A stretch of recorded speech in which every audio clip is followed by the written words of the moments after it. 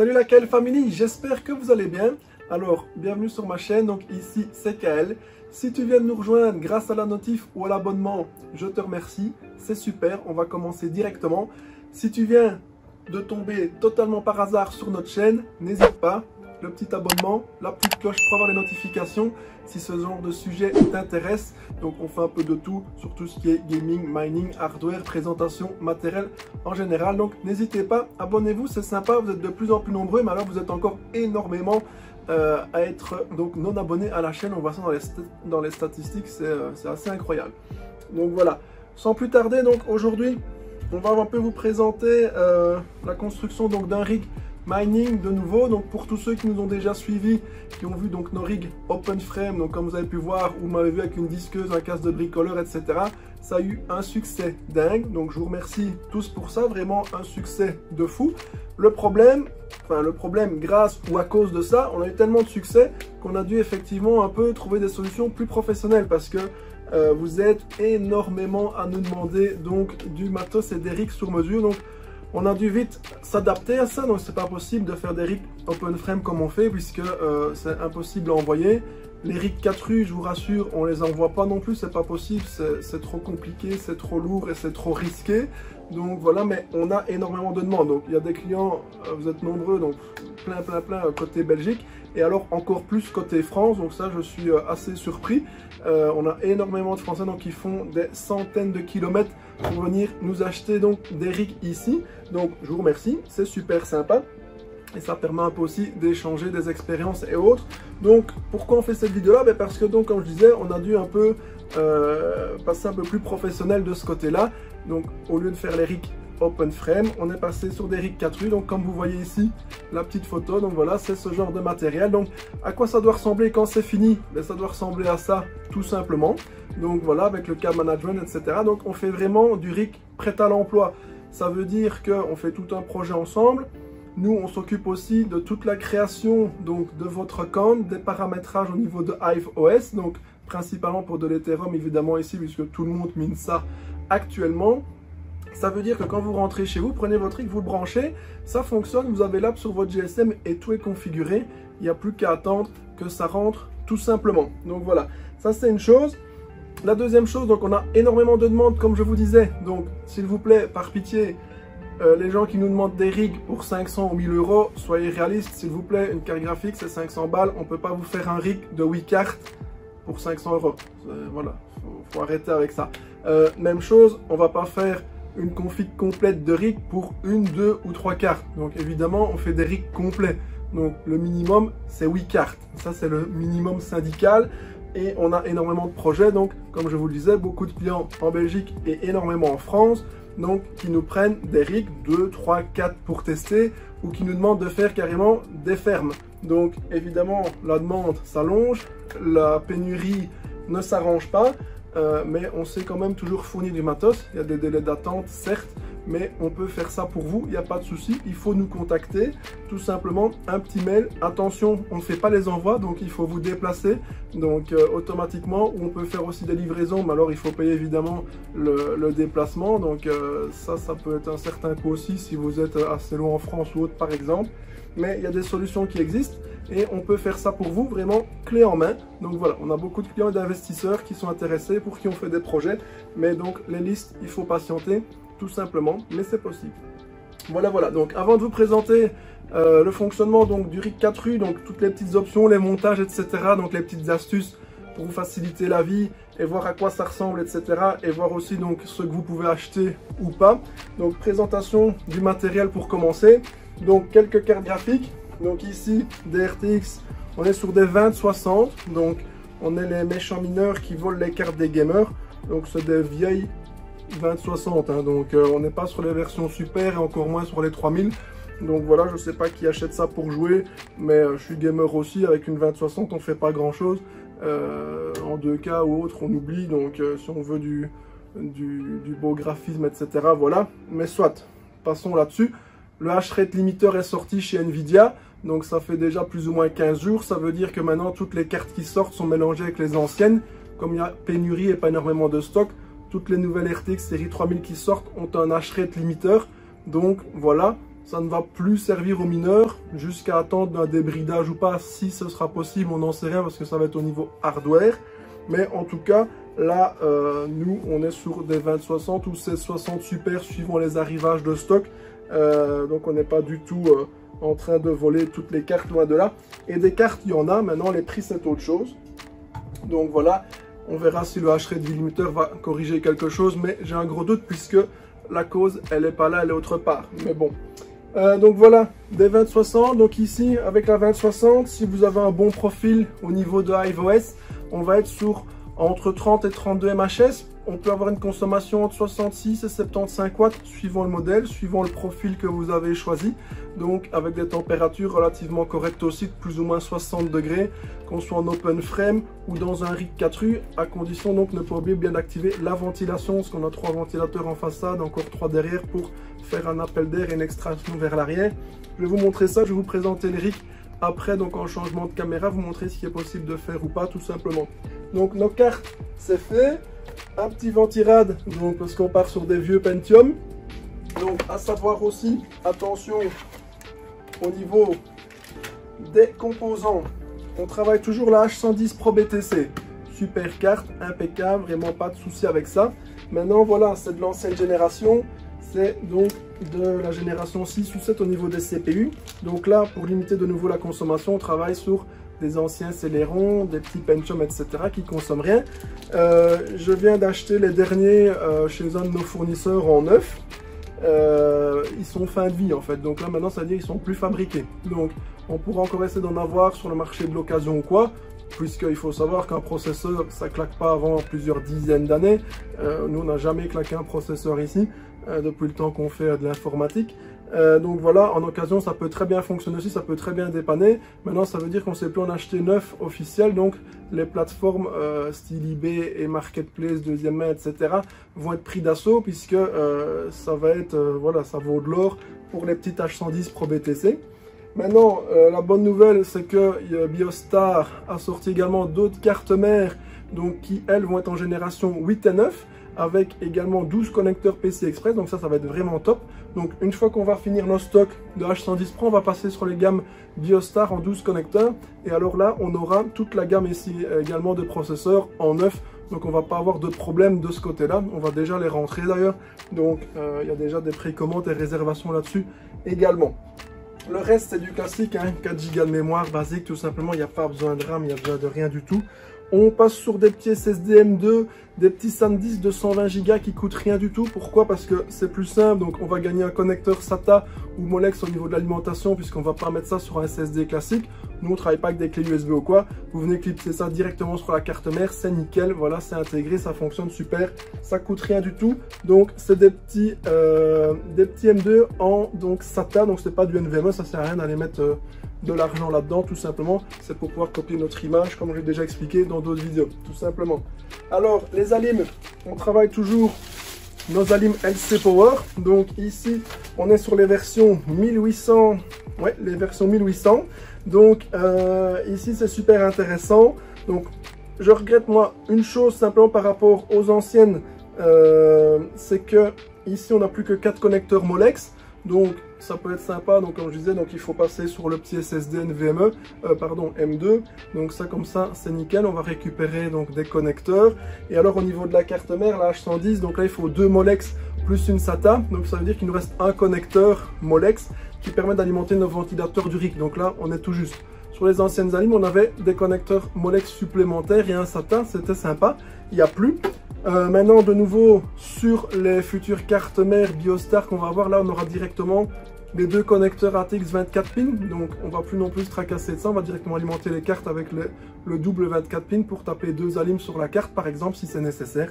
Ce qui est vraiment bien ici sur la LC Power, la 1800, c'est par contre qu'on va se retrouver avec 23 connecteurs PCI Express, donc ça c'est génial parce que là vous ne devez pas vous prendre la tête de savoir pour alimenter donc vos risers ou vos cartes, vous mettez les connecteurs comme on vous le recommande, PCI Express partout tout simplement, et alors on peut démultiplier donc les GPU, il n'y a vraiment pas de souci. Un peu plus brouillante que les anciennes versions, faut pas mettre ça dans votre chambre, hein, ça c'est clair. Donc voilà. Alors les risers, ici même chose, donc on travaille toujours les risers, les noirs ici. Donc avec les 8 condensateurs, donc c'est la version 009 SX. Donc ça c'est vraiment nickel. Donc super stable, pas de souci. Alimentation donc en PCI Express comme je vous le disais. Câble fourni. Et alors donc comme on vous le disait dans d'autres vidéos, ça on prend pas, on oublie, c'est dégueulasse. Donc voilà, vous risquez trop avec ça. Donc voilà, et avec la lime en plus, pas de souci. Donc ça c'est nickel de ce côté-là. Donc les petites protections comme d'habitude, il n'y a pas de changement à ce niveau, tout simplement. Donc voilà, ça c'est tout le matériel qu'on va placer dans le rig. Donc comme je vous disais, donc une fois fini, le rig il doit ressembler à ceci comme vous le voyez sur la photo. Et alors maintenant, on va faire le tour ensemble, donc au niveau de la présentation du rig et puis l'assemblage, tout simplement.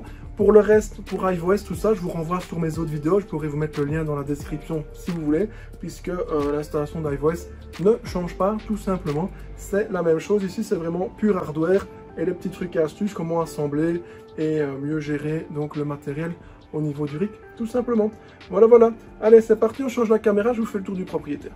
Alors voilà, donc comme je vous le disais, ceci, donc on est sur un rig donc terminé, donc avec du 2060. Donc sur un rig 4U comme ceci, donc de 2060, on va pouvoir mettre 8 cartes. Donc ici, on a bien 8 cartes. Donc on va avoir les 3 ventilateurs ici en façade, les contrôles, donc comme sur une carte mère classique pour faire un power, un reset, etc. Donc ça, de ce côté-là, il n'y a pas de souci. On va pouvoir donc bien ranger tous nos câbles comme vous voyez ici. Donc il faut vraiment faire les choses correctement. Mais voilà, il y a du boulot, mais c'est tout à fait faisable d'avoir quelque chose de vraiment propre. On va donc de nouveau ici colsonner tous les risers, pas de souci. Ici, on a encore de nouveau les 3 ventilateurs. Et alors, voilà tous nos câbles d'alimentation, tout simplement. Donc voilà. Donc l'air va être pris ici sur le devant. Parce que ici, ça chauffe vraiment bien sur le devant au niveau des GPU. Voilà, ça va souffler. L'extraction ici vers l'arrière. L'arrière est complètement totalement ouvert, comme vous le voyez. Donc voilà, et alors donc ça ventile super bien. Donc ici sur le dessus, on a la tôle qui revient. Si c'est vraiment trop chaud dans la pièce ou autre où vous stockez les GPU, c'est toujours possible également d'ouvrir le rig comme ici, tout simplement. Et voilà, ici pour le devant, donc ça peut être à câble ou mis sur des étagères comme vous voyez partout, un peu sur internet, tout simplement. Donc voilà, ça c'est la version donc à vide. Et alors donc ce qui est vraiment intéressant, donc c'est vraiment complet. Franchement c'est top top top. Ici j'ai déjà mis la barre pour le support des 8 GPU. Donc si on a des GPU comme les RTX 3000 ou autres, mais qu'on ne met pas puisque maintenant c'est une loterie et donc on peut avoir un hash rate limiteur et on a des problèmes avec ça. Voilà, on ne sait pas encore ce qui va se passer. Mais alors c'est fourni également de base avec la barre ici comme vous voyez. Donc pour 6 GPU, parce que donc la RTX 3000 c'est beaucoup plus gros. Donc à ce moment-là, sur un rig 4U comme ceci, on ne sait mettre donc que 6 GPU. Donc vous voyez, 1, 2, 3, 4, 5, 6. Donc ça c'est fourni avec également. Et alors tout simplement, vous avez tous les réglages avec toutes les vis ici. Donc ça veut dire qu'on peut facilement démonter, donc changer la barre. Mais également, vous voyez, vous pouvez l'ajuster. On peut monter et alors on peut aussi décaler de 2 positions pour si on a besoin d'avancer ou reculer les cartes. Donc ça, il faut vérifier évidemment avec la taille de vos cartes. Mais alors voilà, par exemple, on a ce type de carte avec un riser. Donc on va voir où on va arriver avec la ventilation et autres. Et à ce moment-là, on peut de toute façon ajuster donc vers l'avant, vers le haut, etc. suivant la carte qu'on va avoir. Donc c'est quand même vraiment bien foutu. De nouveau, pareil, ici le support dans le fond est déjà intégré également avec des petits tapis antistatiques, donc pour pouvoir venir poser directement les cartes avec les risers. Et en plus, de toute façon, les risers avaient également déjà donc un petit support également. Donc on peut le garder, mais en plus, il y en a un également dans le rig. Donc même chose, ce support-là, ici, donc on peut le démonter complètement si on n'en a pas besoin. Et alors également, il y a un autre support qui est fourni aussi, ici dedans, que moi j'ai enlevé puisqu'il m'embête un peu au niveau donc, du placement avec mes cartes. Mais alors voilà, c'est un support qui vient se mettre ici comme ceci. De nouveau, on peut l'ajuster complètement comme on veut. Donc soit le monter, soit le descendre et l'ajuster sur 3 positions. Et alors ça, c'est comme pour mes rigs open frame. Donc c'est pour venir poser, comme vous voyez, l'arrière de la carte. Voilà. Donc ça, c'est sympa.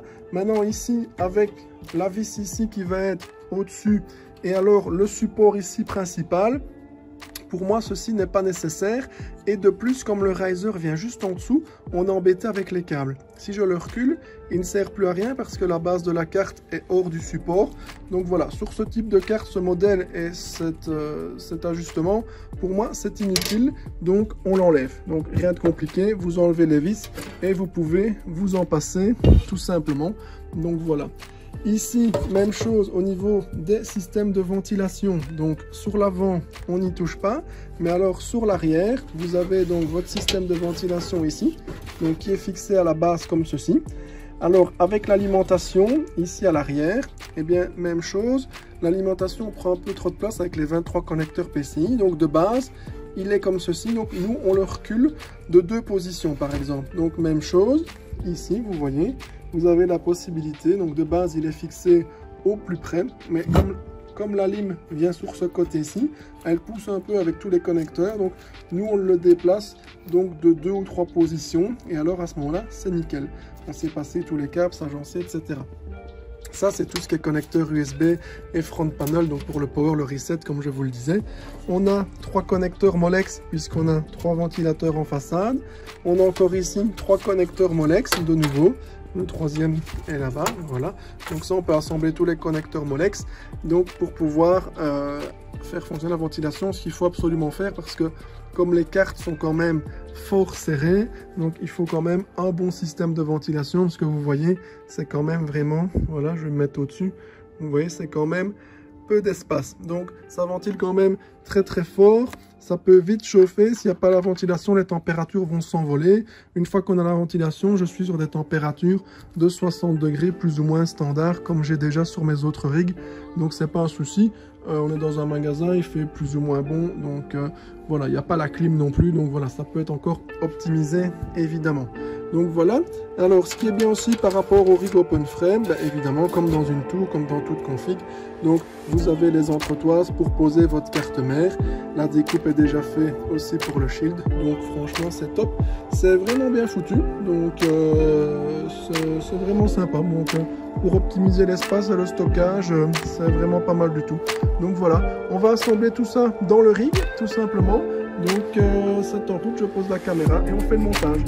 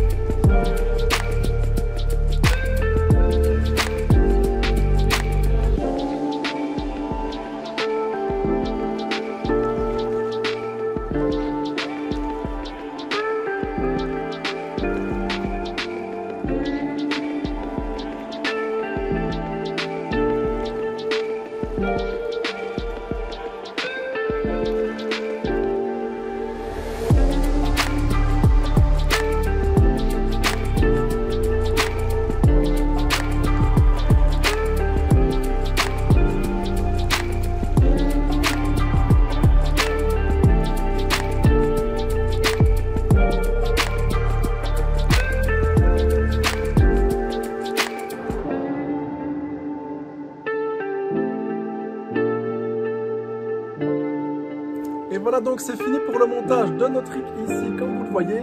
Alors, c'est parti, le moment fatidique. On appuie pour le démarrage. Et voilà. Voilà, on est en route. Alors évidemment, comme je vous avais dit, ça fait du bruit avec les ventilations, etc. Là, voilà. Notre système est parti, donc c'est fonctionnel. Donc là, voilà. C'est ce qu'on fait actuellement pour le moment. Donc là, voilà, notre atelier ressemble à donc, une conception de rig. On est une usine de rig pour le moment, tout simplement. Donc voilà, n'hésitez pas si ça vous a plu, ça vous intéresse, vous avez des questions quoi. Je ne sais pas répondre à tout le monde évidemment, on ne sait pas non plus donner des cours 100% d'informatique, c'est pas notre job. Mais voilà, on peut toujours se renseigner, s'échanger des tuyaux, des infos. N'hésitez pas, abonnez-vous, la petite cloche pour les notifications. Suivez-nous et je vous dis à bientôt, portez-vous bien. Ciao, ciao, ciao.